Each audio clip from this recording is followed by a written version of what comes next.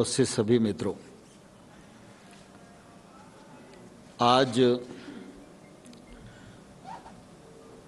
हम लोग कुछ और विषयों को लेकर आप सबके समक्ष उपस्थित होने वाले थे, लेकिन बहुत ही खेद के साथ यह कहना पड़ रहा है कि पश्चिम बंगाल में आज भारतीय जनता पार्टी के राष्ट्रीय अध्यक्ष और राज्यसभा के सांसद बंगाल में अपने दौरे पर गए हुए हैं। पार्टी के अनेक कार्यक्रम उनके बने हुए थे। कार्यक्रम पहले से घोषित और प्रायोजित था। पश्चिम बंगाल की सरकार के भी ध्यान में वह कार्यक्रम था। कल भी यह समाचार आया था कि जिस प्रकार की सुरक्षा आदरणीय नड्डा जी को अपेक्षित थी, वह सुरक्षा नहीं मिली और आज उनके काफिले पर पथराव किया गया है। वहाँ पर हमारे महामंत्री कैलाश विजयवर्गीय जी जो उनके साथ चल रहे थे, उनकी गाड़ी पर भी पथराव किया गया है। काफ़ी समय से ध्यान में आ रहा है कि पश्चिम बंगाल में इस प्रकार की हिंसक घटनाएं बढ़ती जा रही हैं। सामान्य तौर पर मत भिन्नता तो लोकतंत्र में स्वाभाविक होती है, लेकिन इस प्रकार की घटनाएं आमतौर पर देश में देखने को नहीं मिलती थी। लेकिन यह घटना लगातार बढ़ रही है और यहाँ तक बढ़ गई है कि भारतीय जनता पार्टी के राष्ट्रीय अध्यक्ष, जिनको सुरक्षा भी है और उनके काफिले पर भी पथराव हो और उस पर अनदेखी सरकार की ओर से रहे, यह घोर निंदनीय है। और मैं पश्चिम बंगाल की इस घटना की कठोर शब्दों में निंदा करता हूं और संबंधित जो लोग हैं उन पर कार्रवाई की मांग करता हूं। मैं समझता हूं पीयूष गोयल जी हैं, तो जरा अंग्रेजी में के जो हमारे मित्र होंगे उनको इस विषय में। Friends, I would like to join my colleague Tomar ji in condemning in the strongest terms the violent attack on our national president Shri JP Nadda ji and the General Secretary of BJP Shri Kailash Vijaywargiya ji. It is a deplorable incident. It demonstrates a complete breakdown of law and order in the state of West Bengal. Since yesterday, there was evidence of inadequate police presence for the national president of the world's largest political party. There were clear signals emanating from the establishment that they were uncomfortable with the growing popularity of the Bharatiya Janata Party in West Bengal. And the attack, the way the stones were pelted on the cavalcade, you saw the size of the stones, you saw the injuries that our senior leaders have faced. It is fortunate Mr. Nadda's car was bulletproof. Otherwise, this clearly was an attempt to muzzle democracy in West Bengal. And we strongly condemn it. We believe strictest of action should be taken on the goons who have attacked the national president of the BJP. In fact, this is not only an attack on Mr. Nadda, it is an attack on the very foundations of the rich democratic tradition of India. Once again, we demand the strongest of action and condemn this heinous incident of attacking Shri JP Nadda ji.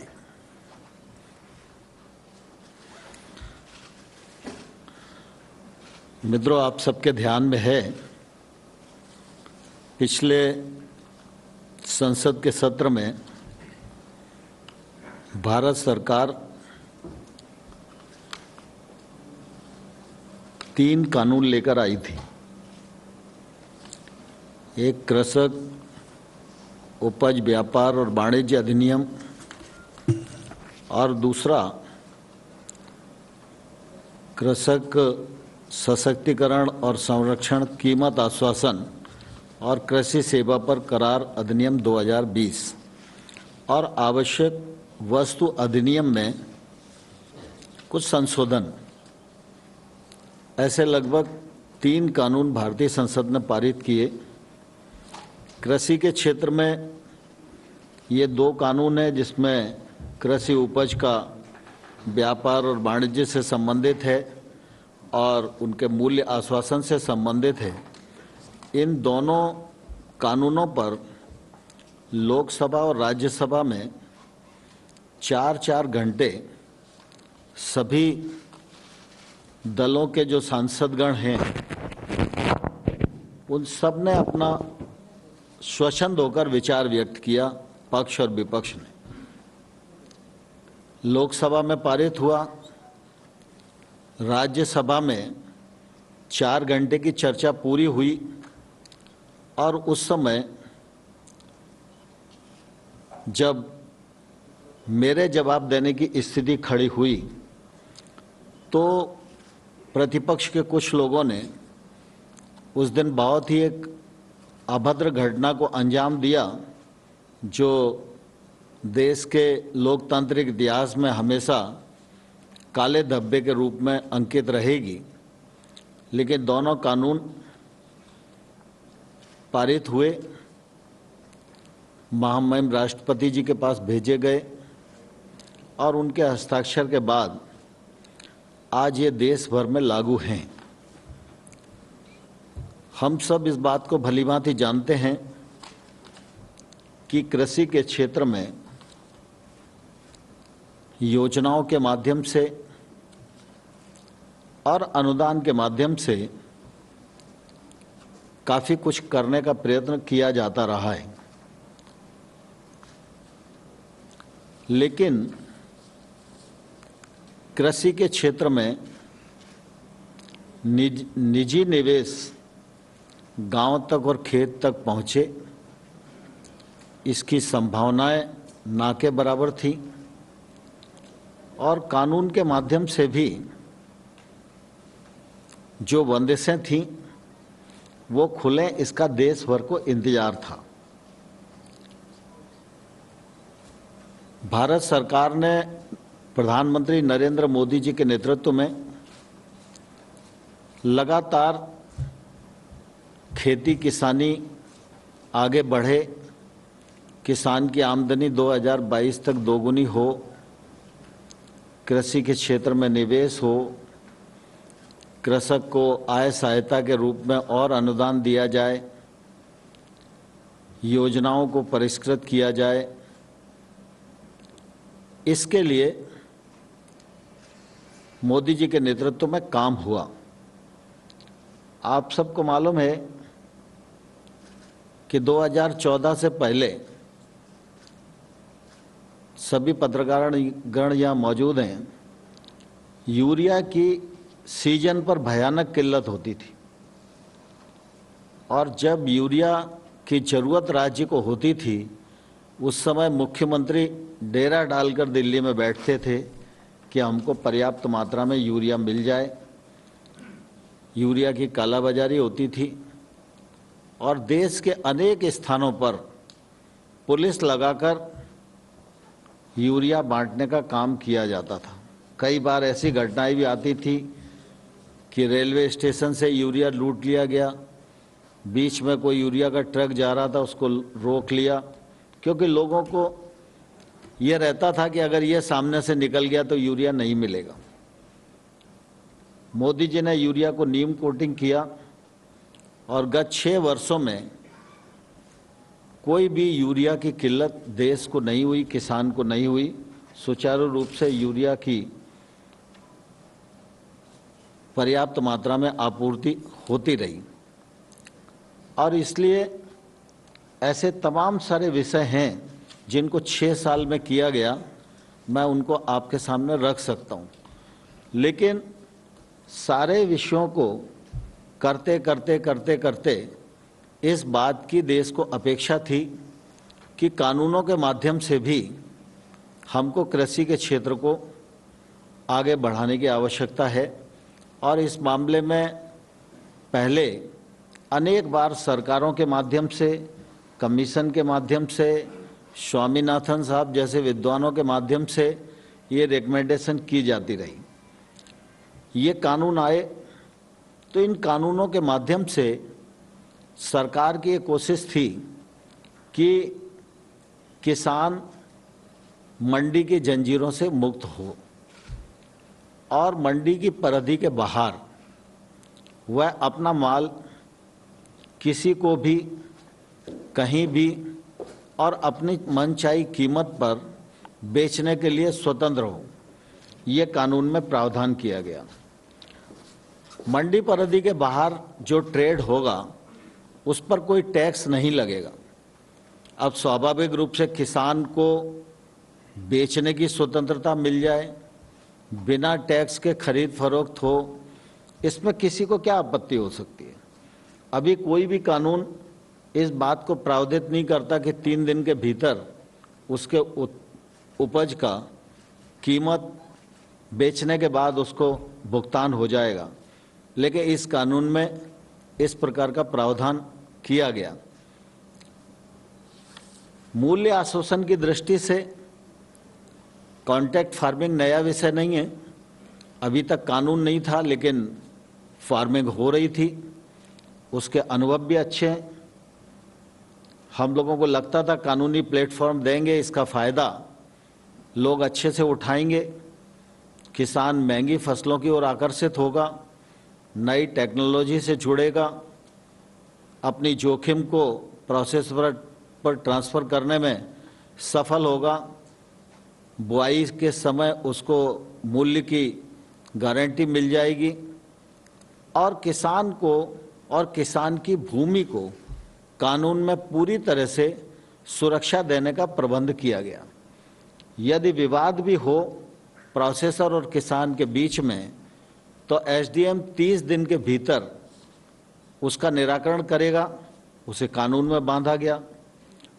और साथ ही साथ यह भी कानून में प्रावधान किया गया कि निर्णय अगर कभी किसान के विरुद्ध भी जाता है तो उससे वसूली सिर्फ आदान की कीमत की हो सकती है, उसके अतिरिक्त नहीं हो सकती और उसकी वसूली का कोई भी निर्देश एसडीएम के द्वारा किसान की भूमि के विरुद्ध नहीं होगा। किसान की भूमि सुरक्षित रहे, इस दिशा में सरकार ने पर्याप्त विचार विमर्श किया और किसान को पूरी तरह सुरक्षित करने में प्रावधान किए। लेकिन आप सबको ध्यान है कि ये कानून का देश भर में स्वागत हुआ और देश भर में एक नई उत्साह और उमंग के साथ लोग काम करने के लिए आए और बीच में कई ऐसे भी उदाहरण हम सब लोगों के सामने आए हैं कि अगर भुगतान का विषय आया तो इस नए कानून के अंतर्गत महाराष्ट्र के किसान का, बड़वानी मध्य प्रदेश का जिला है, वहाँ एसडीएम ने इस कानून के अंतर्गत तत्काल भुगतान कराया। ओपन ट्रेड में जो किसान गए उसका फ़ायदा भी व्यापारी गए और किसान दोनों ने जब ट्रेड की तो निश्चित रूप से किसान को बढ़ी हुई कीमत मिली और ये सिलसिला चल ही रहा था। लेकिन बीच में इन विषयों को लेकर कुछ किसान और कुछ यूनियंस आंदोलन की राह पर आ गई। पंजाब के किसान यूनियन के जो लोग थे उनके साथ 14 अक्टूबर को सचिव के स्तर पर बातचीत हुई। 13 नवंबर को मैं स्वयं उपस्थित रहा और साथ ही हम लोग लगातार चर्चा के लिए तैयार थे। विषयों को लेकर वार्ता चली रही थी और इसी बीच में 26 और 27 के आंदोलन की घोषणा हो गई। फिर हम लोगों ने 3 दिसंबर की बातचीत का निमंत्रण किसान यूनियन को भेजा चूँकि किसान आ चुके थे, रास्ता बाधित था, ठंड का मौसम था, कोविड का भी संकट था और इसलिए सोचा गया कि वार्ता जल्दी करनी चाहिए। तो 3 दिसंबर के स्थान पर 1 दिसंबर को की, 1 दिसंबर के बाद फिर 3 दिसंबर को की, 3 दिसंबर के बाद फिर यह तय हुआ कि 5 दिसंबर को करें। तो 5 दिसंबर को वार्ता का क्रम चला और फिर यह तय हुआ कि 7 तारीख को हम दोबारा से इन विषयों को लेकर बैठेंगे और कुछ मार्ग प्रशस्त करेंगे। लेकिन बीच में ही 6 तारीख को 9 तारीख की रात को फिर बातचीत हुई, 8 की रात को बातचीत हुई और बात में फिर एकदम ऐसी परिस्थिति बनी कि उनकी तरफ से कोई सुझाव आ ही नहीं रहा था। तो अंततोगत्वा हमको ये लगा कि भाई किसानों के कुछ मुद्दे हैं और उन मुद्दों पर उनके मन में शंका है। तो चूंकि इतने दिन चर्चा हो चुकी है और कुल मिला के वो आखिरी में एक ही बात पर आते हैं कि एक्ट को रिपील कर दो। हम लोगों का लगातार ये आग्रह रहा कि एक्ट में कौन कौन से ऐसे प्रावधान हैं जिनसे किसान को नुकसान है, तकलीफ है, उनको प्रावधानवार हम चर्चा कर लें और चर्चा करने के बाद उनको कैसे ठीक किया जा सकता है इस पर हम आगे बढ़ें। लेकिन मुद्दे यूनियंस की तरफ से नहीं आए तो फिर हम ही लोगों ने मुद्दे उनको चिन्हित करके बताए और उस पर यह हुआ कि भाई हाँ, ये मुद्दे तो चर्चा में हैं। तो उन मुद्दों का सिलसिलेवार हम अपना प्रस्ताव बनाकर उनको भेज दें, ये विचार हुआ और आपने देखा कि हम लोगों ने उनको मुद्दों के प्रस्ताव बनाकर भेजे। विशेष रूप से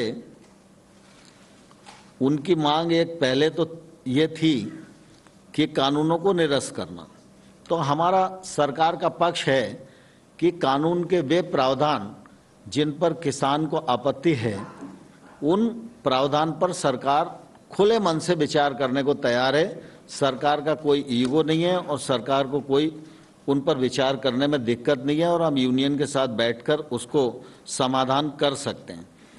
फिर दूसरा, कुछ लोगों का बातचीत में बात आती थी कि ये कानून वैध नहीं है, क्योंकि कुछ लोगों ने ऐसा बता रखा था कि कृषि राज्य का विषय है और केंद्र सरकार उस पर कानून नहीं बना सकती।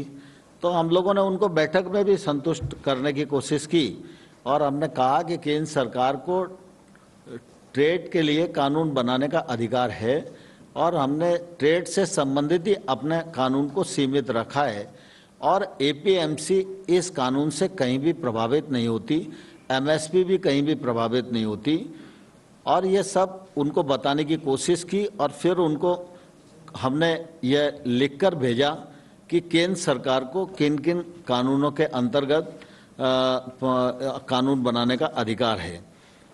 इसी प्रकार से बातचीत में ध्यान में आता था कि उनको ऐसा लगता है कि ये नया जो ट्रेड एक्ट आया है, इस एक्ट में उनकी जो एपीएमसी है वो प्रभावित होगी, क्योंकि उन्हें लगता था कि बाहर टैक्स नहीं होगा और एपीएमसी के भीतर टैक्स है, तो धीरे धीरे ये मंडियां दिक्कत में फंस जाएंगी। तो हम लोगों ने उनसे कहा कि वैसे तो कुल मिला के जो टैक्स लगता है जब किसी भी ट्रेड पर, तो व्यापारी टैक्स की वसूली किसान से ही करता है। अगर टैक्स नहीं लगेगा इसका फायदा अंततोगत्वा किसान को होगा। लेकिन फिर भी अगर आपकी आपत्ति है तो हम लोग इस पर विचार करने को तैयार हैं और इस आशंका पर हम लोगों ने प्रस्ताव दिया कि राज्य सरकार निजी मंडियों के रजिस्ट्रेशन की व्यवस्था भी लागू कर सकेगी और साथ ही ऐसी मंडियों पर राज्य सरकार जो मंडी के भीतर का टैक्स है उसके हिसाब से ही वो बाहर की प्राइवेट मंडी पर भी टैक्स लगा सकेगी। तो उनकी इस आशंका को भी निर्मूल करने की हम लोगों ने अपने प्रस्ताव में कोशिश की है। हमारे एक्ट में ये प्रावधान था कि पैन कार्ड से ही खरीद हो सकेगी। सरकार उस मामले में ये सोचती थी कि व्यापारी भी और किसान भी इंस्पेक्टर राज और लाइसेंसी राज से बच सकेंगे और थोड़ा खुला प्रावधान करना चाहिए जिससे हर चीज़ थोड़ी सी आसान हो जाए। लेकिन उन्हें ऐसा लगता था कि पैन कार्ड तो किसी पर भी होगा और कोई भी खरीद के भाग जाएगा, तो फिर ऐसी स्थिति में हम क्या कर पाएंगे। तो हमने कहा ठीक है, अगर आपको ये आशंका है तो इसको भी हम विचार करने के लिए तैयार हैं।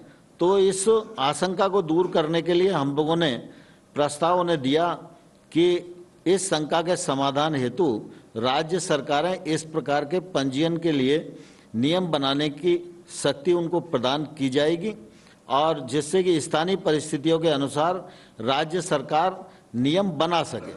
यद्यपि इस प्रकार का नियम बने और इस प्रकार की व्यवस्था हो, ये प्रावधान हमारे एक्ट में था। जब ये व्यवस्था जो हमने बनाई थी, अगर इस पर शंकाएं कुशंकाएं उठने लगती तो केंद्र सरकार को कानून में ये अधिकार था कि इस प्रकार की व्यवस्था बनाने के लिए वो निर्देश दे सकें। लेकिन फिर भी हमने इस समस्या को भी उनकी एड्रेस करने की कोशिश की।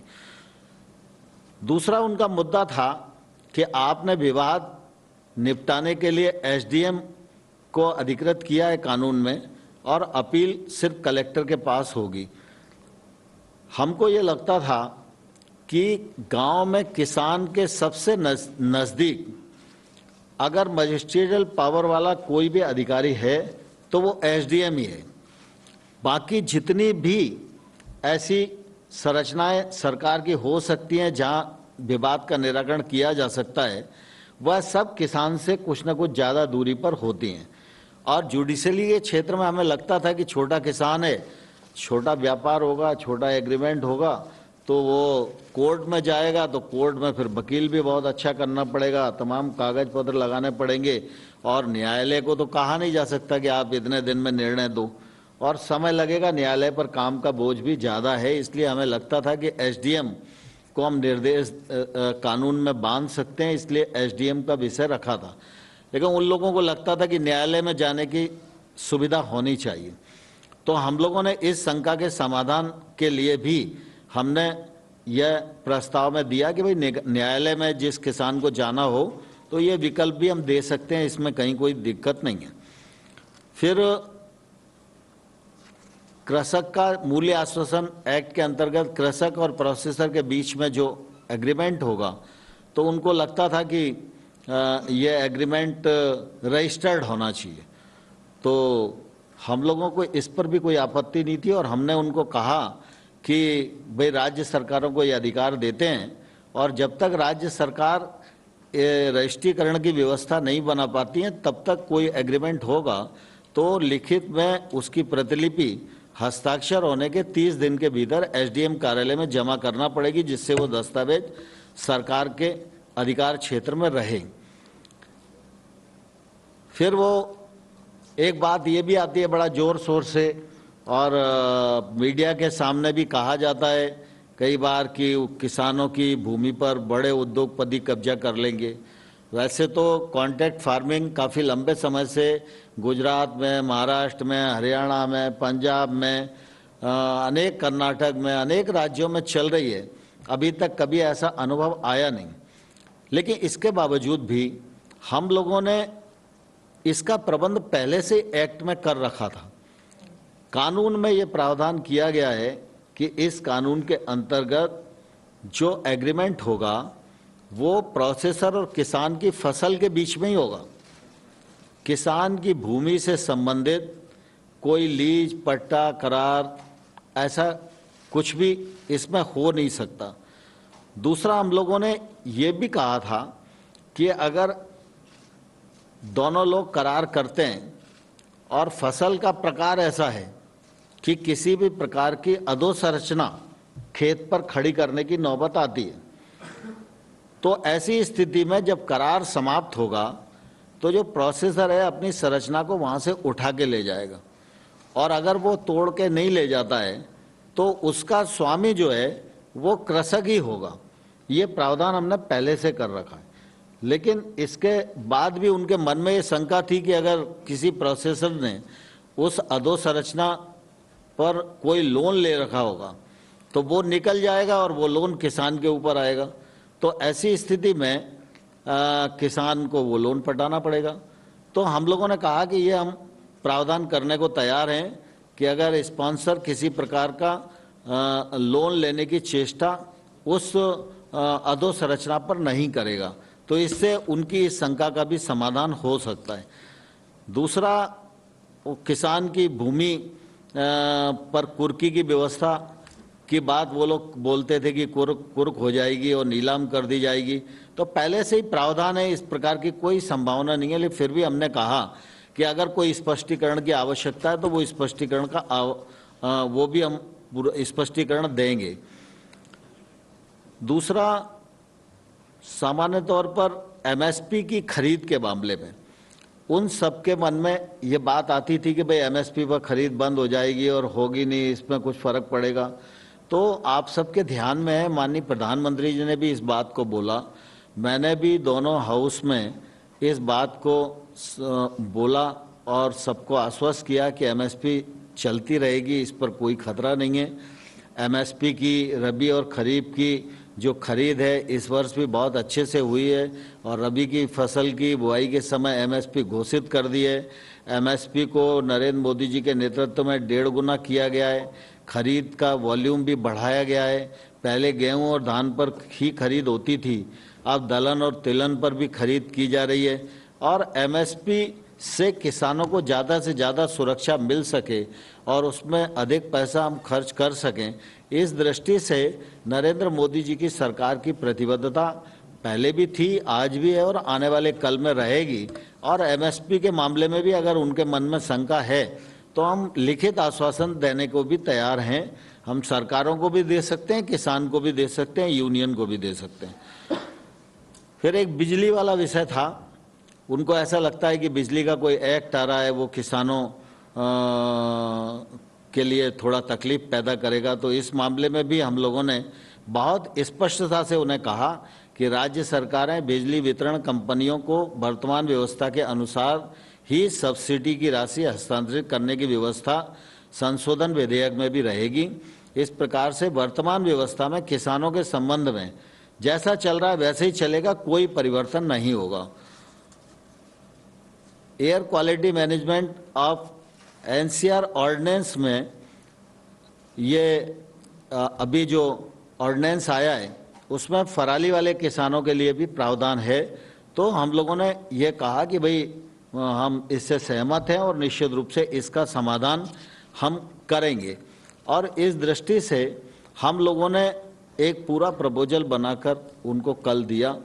उन लोगों ने विचार विमर्श भी किया और फिर भी कुल मिला के उनके सारे जो प्रश्न हैं उन प्रश्नों का उत्तर देने के बाद भी आखिरी में वो लोग किसी निर्णय पर नहीं पहुंच पा रहे हैं। इसकी निश्चित रूप से मेरे मन में भी काफ़ी कष्ट है, क्योंकि किसानों का विषय है और किसान ठंड में इतनी बड़ी तादाद में यहाँ पर बैठे हुए हैं और कोविड का संकट भी है। तो निश्चित रूप से हम सब लोगों के मन में भी रात दिन चिंता रहती है और इसलिए हम लोगों की लगातार पहले भी कोशिश रही है और अभी भी मैं आपके माध्यम से किसान भाइयों और बहनों को आग्रह करना चाहता हूं कि आप सब ने चर्चा के दौरान जो प्रश्न उठाए थे उन प्रश्नों का समाधान करने के लिए लिखित प्रस्ताव भारत सरकार ने आपके समक्ष भेजा है। आप उन प्रस्ताव पर विचार करें और आपकी तरफ से जब भी चर्चा की स्थिति के लिए कहा जाएगा भारत सरकार एकदम चर्चा के लिए तैयार रहेगी। और मैं आपके माध्यम से किसानों को यह भी कहना चाहता हूं कि पूरा देश इस बात का साक्षी है। 2006 में स्वामीनाथन साहब की रिपोर्ट आई थी और उस रिपोर्ट में भी लंबे समय तक इंतजार हुआ कि एमएसपी को 1.5 गुना करके लागू किया जाए, लेकिन वो लागू नहीं किया गया। मोदी जी जब प्रधानमंत्री बन गए तब भी ये बात खड़ी हुई थी। तो स्वाभाविक रूप से जब एमएसपी को 1.5 गुना किया जाना है तो वित्तीय भार तो बढ़ेगा ही। लेकिन ये मोदी जी की प्रतिबद्धता किसानों के प्रति थी कि उन्होंने जो लागत मूल्य है उस पर 50% मुनाफा देकर और एमएसपी घोषित करने का निर्णय किया और उसका लाभ आज देश भर के किसानों को मिल रहा है। और आप देखेंगे कि कुल मिला के कृषि मंत्रालय के बजट की स्थिति को भी देखेंगे तो आज 1,34,000 करोड़ है। यह जब यूपीए की सरकार थी उससे लगभग 6 गुना बढ़ोतरी है। लगातार सभी स्कीमों के माध्यम से इस बात की कोशिश की जा रही है। कई बार सरकारों के लिए बड़ा लोकप्रिय होता है, जैसे यूपीए सरकार में एक निर्णय हुआ 10 साल में 53,000 करोड़ रुपए का कर्जा माफ कर दिया। कर्जा किसका माफ हुआ किसका नहीं हुआ यह विवाद का विषय किसानों में हमेशा ही बना रहा, लेकिन 10 साल में 53,000 करोड़ रुपए का कर्जा माफ करना इसको बड़ी उपलब्धि यूपीए गवर्नमेंट में माना गया। लेकिन प्रधानमंत्री नरेंद्र मोदी जी ने पीएम किसान सम्मान निधि के माध्यम से 75,000 करोड़ रुपया हर साल भारत सरकार के खजाने से निकालकर किसानों के खाते में डालने के लिए योजना बनाई। और मुझे कहते हुए प्रसन्नता है कि आज 10.5 करोड़ किसान को लगभग 1 लाख करोड़ रुपया केंद्र सरकार की ओर से उनके अकाउंट में भेजने का काम किया गया। किसान को बुजुर्गावस्था में भी सुरक्षा सामाजिक मिल सके इसलिए पीएम किसान मानधन योजना बनाई गई, पेंशन का प्रावधान किया गया। 21 लाख के करीब किसान आज उन योजनाओं से जुड़े हैं। जो 60 वर्ष की उम्र पूरी करेंगे उनको 3,000 रुपया मासिक पेंशन के रूप में मिलेगा, जो उस समय निश्चित रूप से काफ़ी मददगार होगा। छोटे किसान देश में 86% हैं और छोटे किसान के पास निवेश करने कोई जाता नहीं। उसके पास खुद के पास इतना पैसा है नहीं कि वो निवेश कर सके। वो पढ़ा लिखा भी है, जागरूक भी है और वो अच्छी खेती करना भी चाहता है और वो चाहता है कि टेक्नोलॉजी का उपयोग करे, महंगी फसलों की ओर जाए, लेकिन उसको मार्केट उपलब्ध नहीं होता और मार्केट उपलब्ध नहीं होता इसके कारण वो कोई रिस्क नहीं ले पाता। इसलिए नए कानून बनाए गए हैं कि इन कानूनों के माध्यम से वह महंगी फसलों की ओर आकर्षित होगा, टेक्नोलॉजी का उपयोग कर सकेगा, निजी निवेश उसके पास पहुंच सकेगा, अच्छे एग्रीमेंट करके अपने उत्पादन के वाजिब दाम प्राप्त कर सकेगा, वैश्विक मानकों के आधार पर खेती कर सकेगा जिससे कि उसके उत्पादन का एक्सपोर्ट भी हो सके। ये रास्ते इन कानूनों के माध्यम से खुलते हैं। सरकार ने नए 10,000 एफपीओ बनाने का कार्यक्रम भी प्रारंभ किया है और इन 10,000 एफपीओ पर 5 साल तक केंद्र सरकार अपने बजट से ही 6,850 करोड़ रुपया खर्च करने वाली है। ये एफपीओ से एक नई क्रांति खेती के क्षेत्र में मोदी जी के नेतृत्व में शुरू होने वाली है। यह भी मोदी जी की किसान, कृषि और कृषक के प्रति जो प्रतिबद्धता है उसको जाहिर करती है।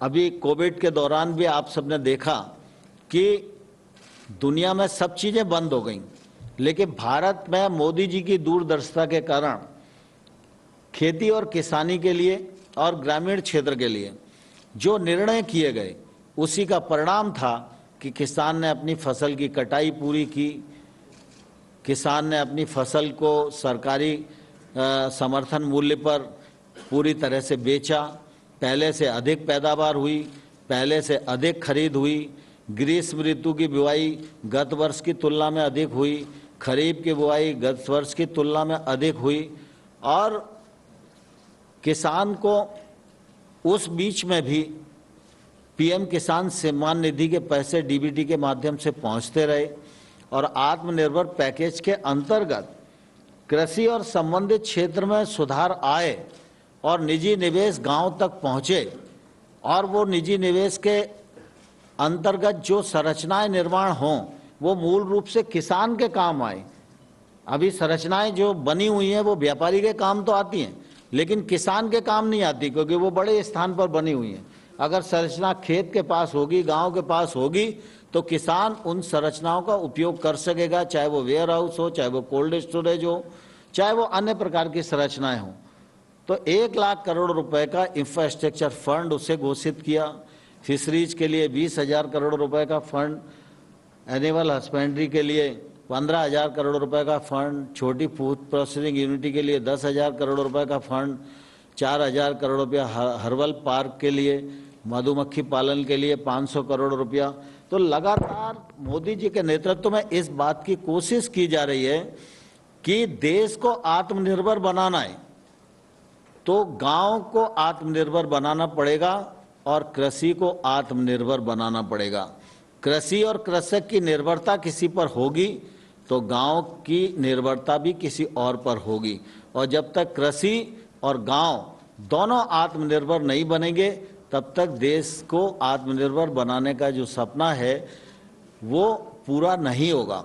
इसलिए लगातार आपने देखा होगा, चाहे वो प्रधानमंत्री सड़क योजना के 3rd फेज का मामला हो, चाहे मनरेगा में राशि बढ़ाने का मामला हो, चाहे सेल्फ हेल्प ग्रुप के अभियान का मामला हो, चाहे एग्रीकल्चर के क्षेत्र में सरकार के निवेश का मामला हो, मोदी जी के नेतृत्व में लगातार इस बात की कोशिश की गई है कि गांव और कृषि यह आत्मनिर्भर बने, समृद्ध बने और देश के नवनिर्माण में इसका योगदान अधिकतम हो सके।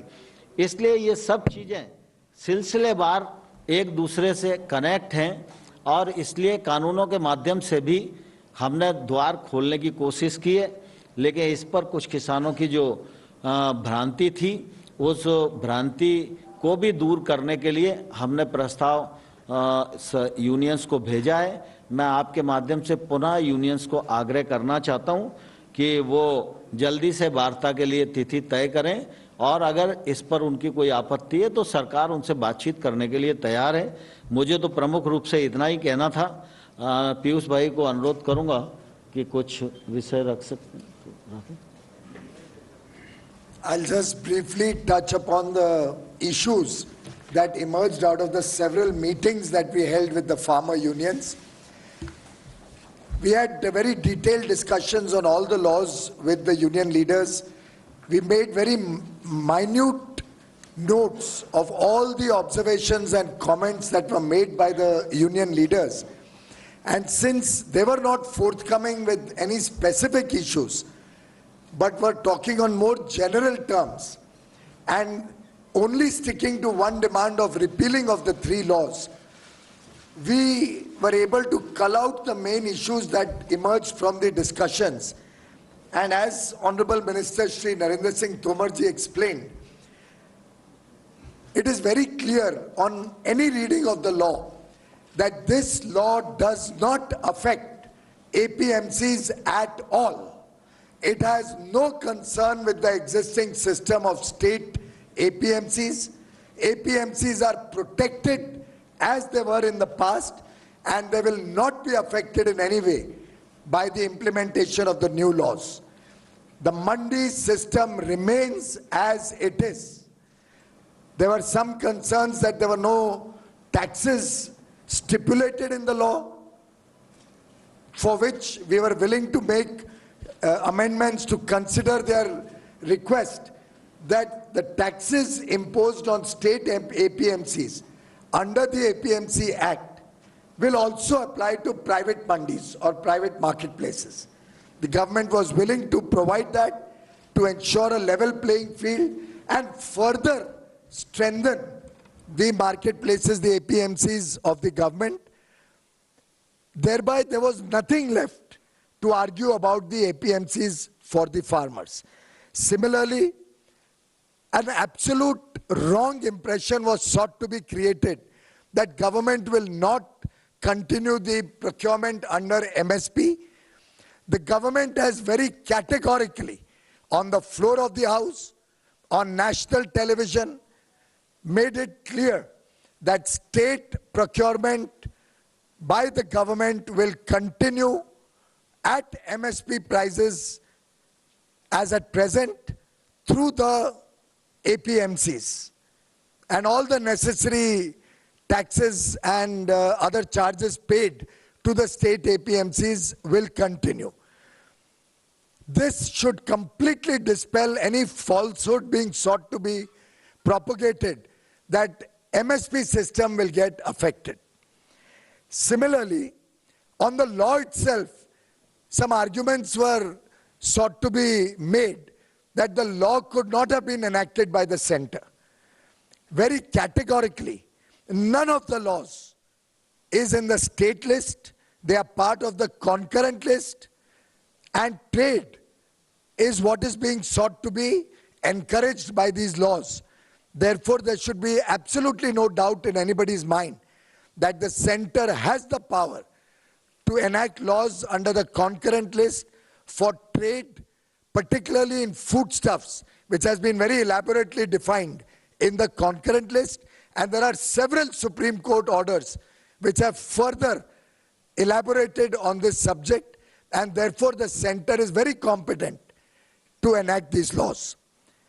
There were some concerns that farmers will be forced to sell their produce in the private market. This is completely erroneous. I would like to confirm through you to the nation and the farmers of the nation that there is absolutely no provision in the law which brings an element of compulsion on any farmer whatsoever.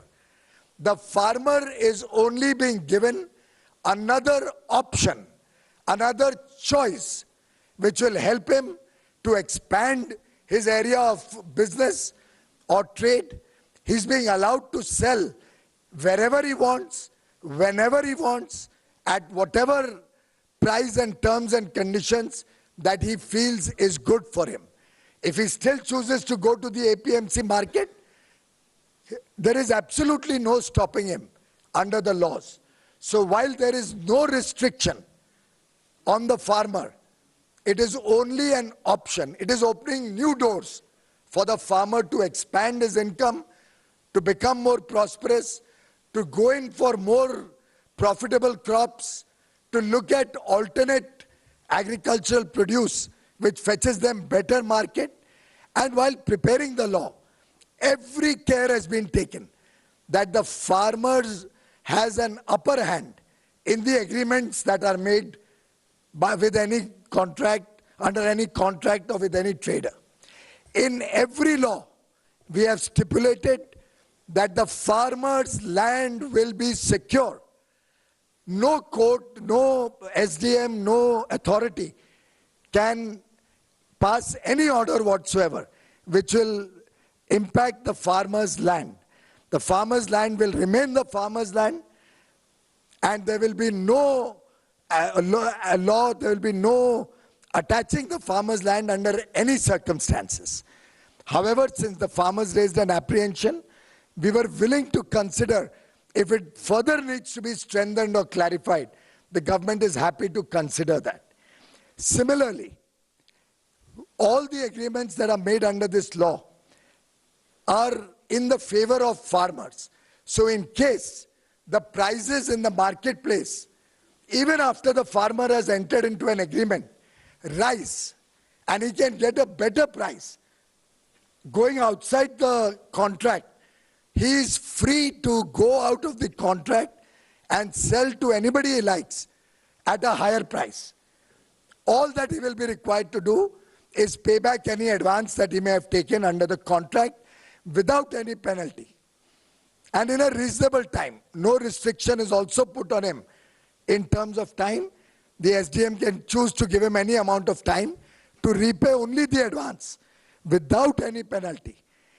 So if prices go up, farmer has the choice to sell outside the contract, or if the contractor is willing to pay the higher price, the choice is of the farmers. Similarly, if the price were to fall below the contract price, the trader does not have the option to wriggle out of the contract. Trader is still bound by the contract, and he will be bound to pay the farmer the contracted price, even if the market price goes down. So friends, in every situation, whether price goes up it is to the advantage of the farmer. If the price goes down, it is still to the advantage of the farmer, because the trader will have to pay him the contracted price and cannot take the benefit of lower prices.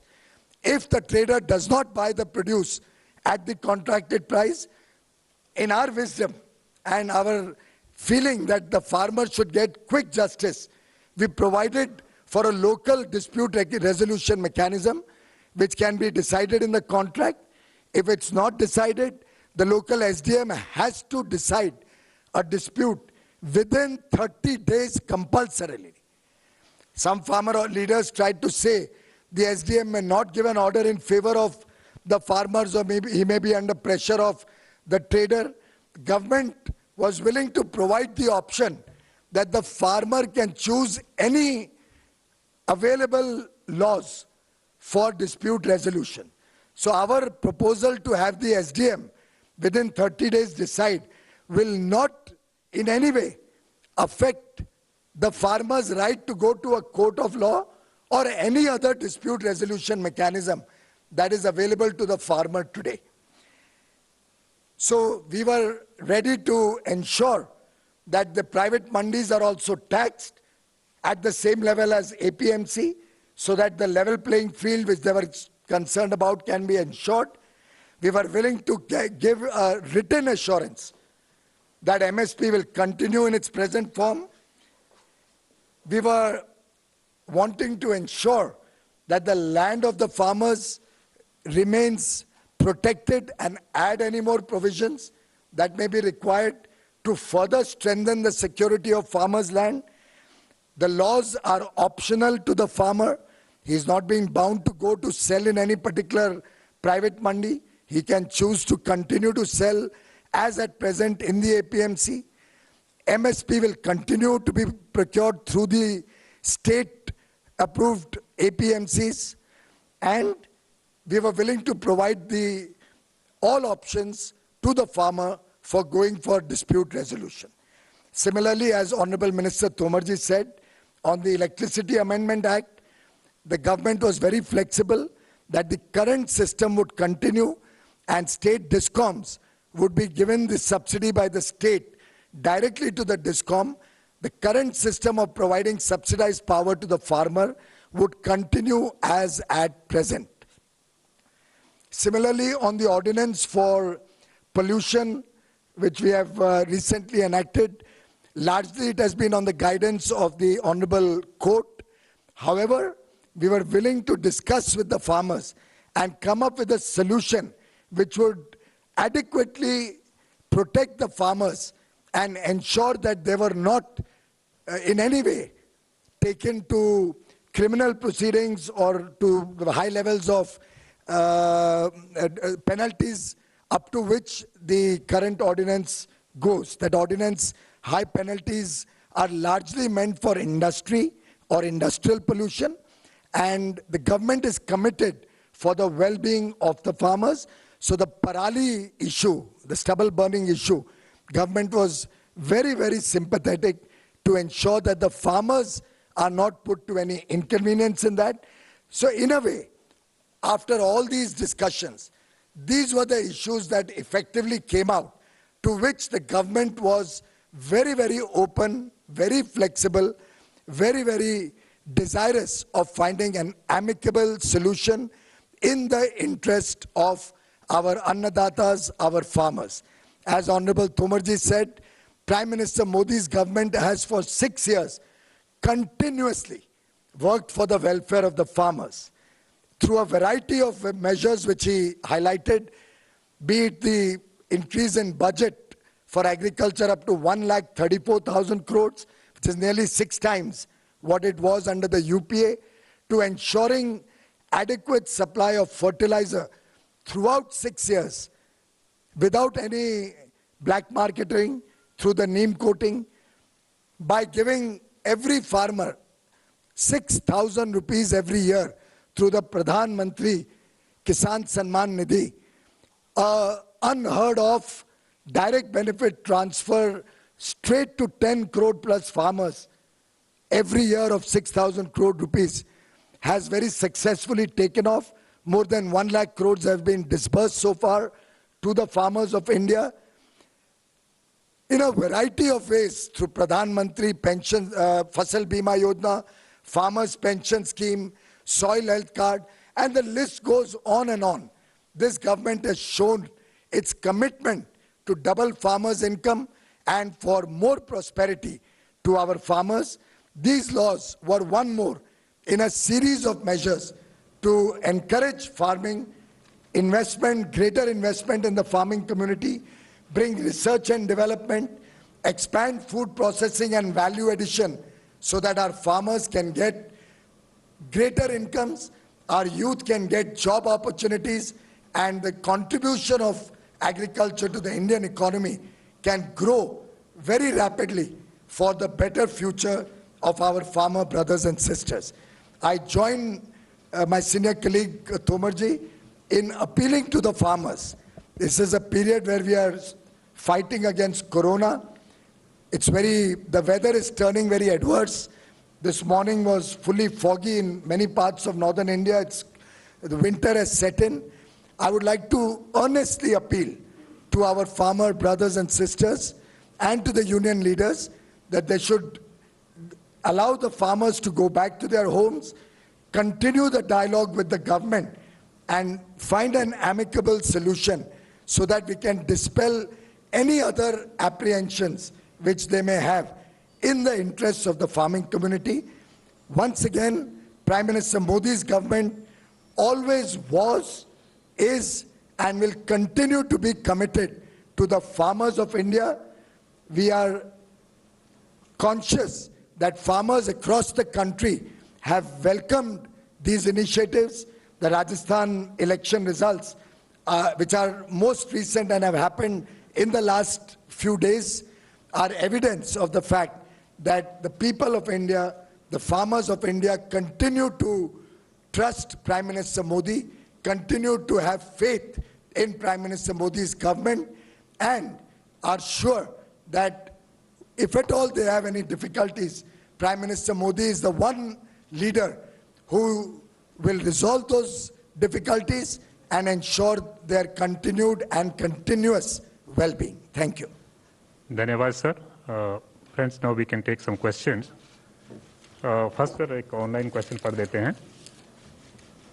MSP के बारे में काफी चर्चा हुई है. क्या सरकार की तरफ से कोई इसके बारे में कानून लाने का प्रावधान है, सर? देखिए, एमएसपी के मामले में सामान्य तौर पर चर्चा होती रहती है, लेकिन एमएसपी का इन कानूनों से कोई भी संबंध नहीं है. इन कानूनों के कारण एमएसपी प्रभावित नहीं होती है. देश के प्रधानमंत्री नरेंद्र मोदी जी ने भी और मैंने स्वयं ने राज्यसभा और लोकसभा दोनों के फ्लोर पर पूरे देश के किसानों को आश्वस्त किया है, एमएसपी पहले की तरह आगे भी जारी रहेगी. इसलिए किसी को कोई शंका इसमें होनी नहीं चाहिए. सर, इसमें सिर्फ इतना है कि क्या सरकार की तरफ से कोई और कानून लाने की सोच है? मैंने कहा ना कि अभी तो वो विषय ही नहीं है. ठीक है. 52. तोमर जी नमस्कार. आज जो आपने विस्तार से जानकारी दी है, कमोबेश हर चर्चा में सरकार ने यही पक्ष रखा है. किसान नेताओं से जो बातचीत हुई, बातचीत के बाद आप लोगों के साथ, लेकिन सबसे बड़ी जो मांग है उनकी किसान कानून को वापस लेने की, उन्होंने एक बार फिर दोहरा दिया. क्या सरकार के पास इस बात की कोई गुंजाइश है या इसको नकार रही है सरकार कि कानून वापस ही नहीं होंगे और वो इस पर कायम है? दूसरा, क्या अगर वो नहीं मानते हैं तब सरकार के पास क्या विकल्प है? देखिए, कोई भी कानून पूरा खराब और प्रतिकूल नहीं हो सकता. सरकार बहुत जोर देकर ये कहना चाहती है कि कानून का वह प्रावधान जो किसान के लिए प्रतिकूलता पैदा करता हो, जिसमें किसान का नुकसान किसी को दिखाई देता हो, उस प्रावधान पर सरकार खुले मन से विचार करने के लिए पहले भी तैयार थी और आने वाले कल में भी तैयार रहेगी.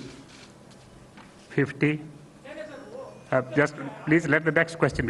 It's already answered. Just please just wait. Next question is coming. विकल्प के लिए चर्चा के रास्ते खुले हुए हैं।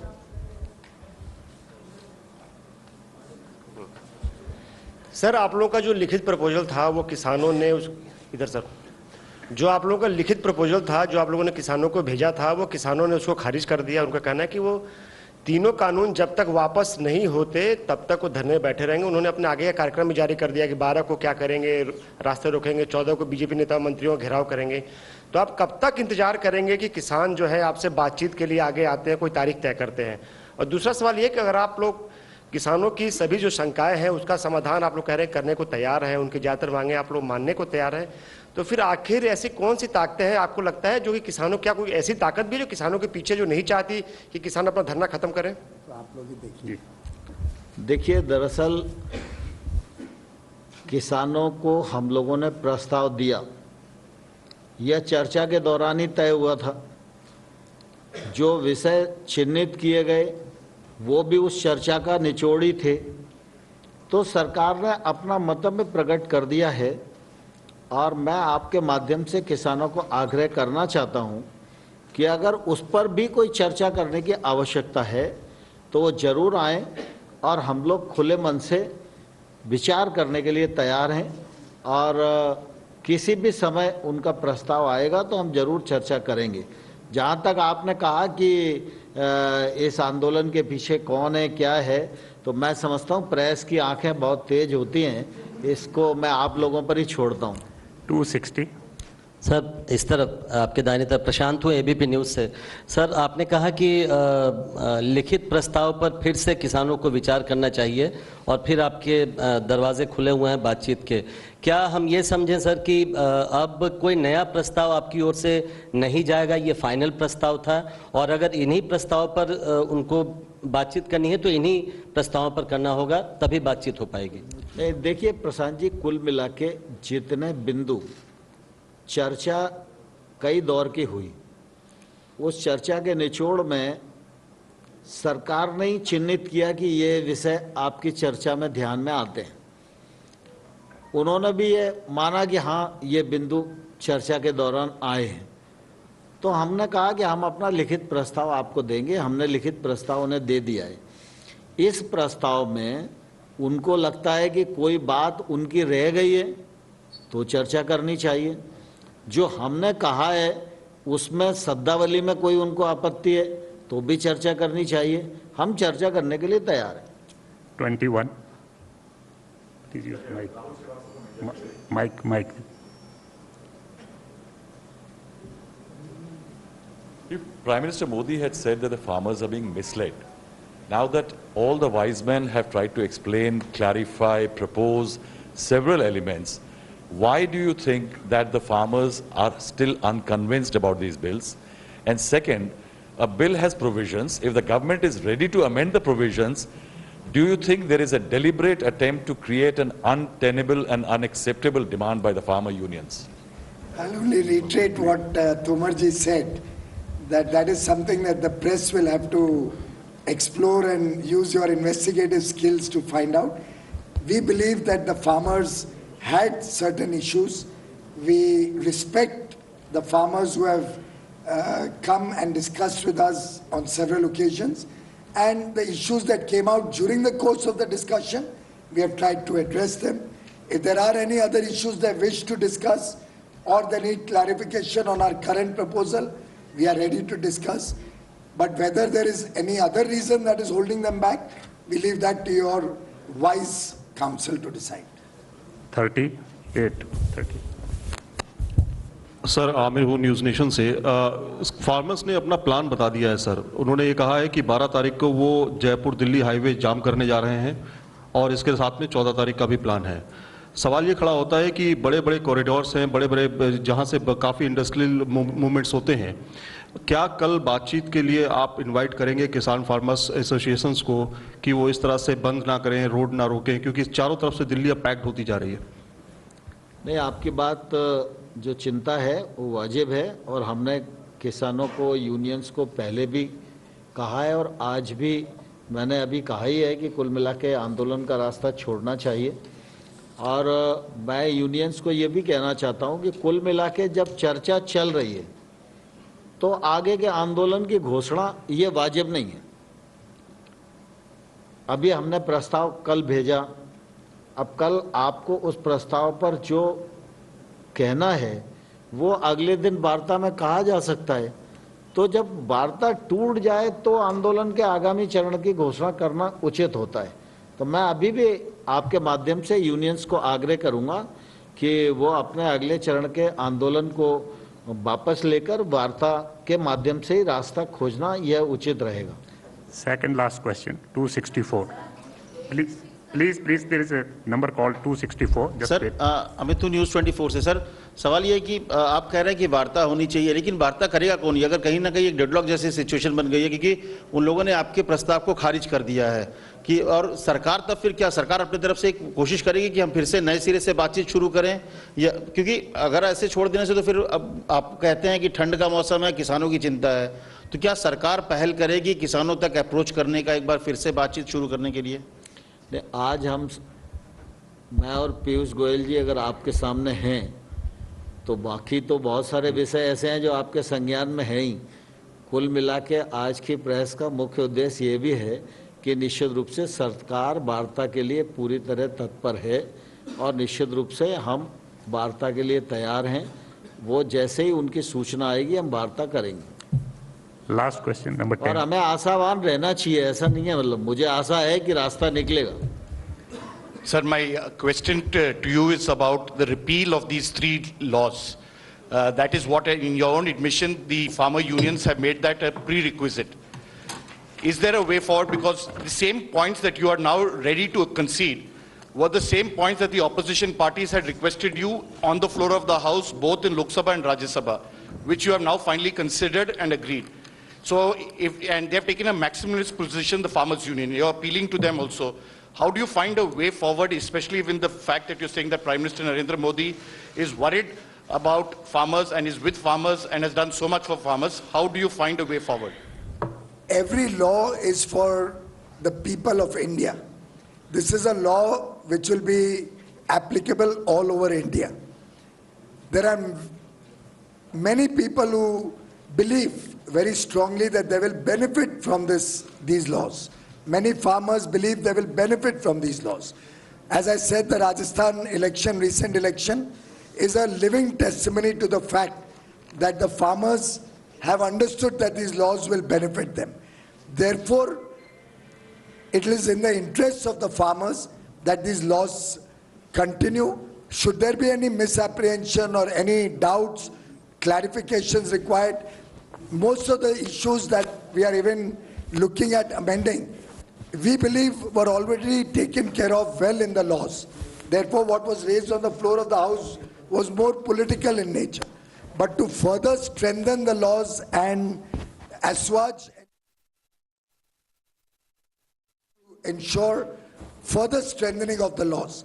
But I think all the good aspects of the law should not be ignored, and the people of India, the farmers of India, who stand to benefit from these 3 laws, should be given an opportunity to take that benefit.